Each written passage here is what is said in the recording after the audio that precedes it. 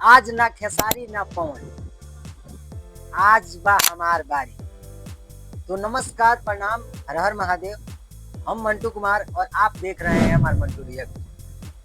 तो दोस्तों हम बता दें कि हमारा एक न्यू सॉन्ग आया है जो बहुत ही बेहतरीन है, जिसका नाम है छा गइल बाड़ू तू इंस्टाग्राम पर। छा गइल बाड़ू तू इंस्टाग्राम पर बहुत ही बेहतरीन सॉन्ग है।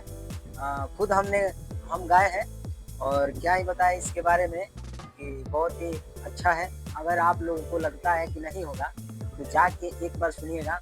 और इसका राइटर है सोबरन सहनी।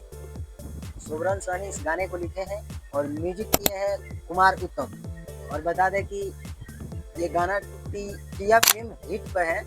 टिया फिल्म हिट पे ये गाना रिलीज हुआ है, मतलब कि रिलीज हो गया है। और बहुत ही अच्छा साफ सुथरा सॉन्ग है। तो आप लोग से विनती है कि आप लोग जाइए इस गाने को सुनिए और ढेर सारा प्यार दीजिए।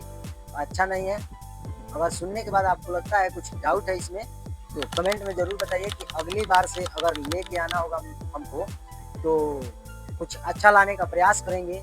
तब तक के लिए धन्यवाद। अगर हमारे चैनल पे नए हैं तो चैनल को सब्सक्राइब कर लीजिए ताकि भोजपुरी का हर अपडेट आपको मिलता रहे।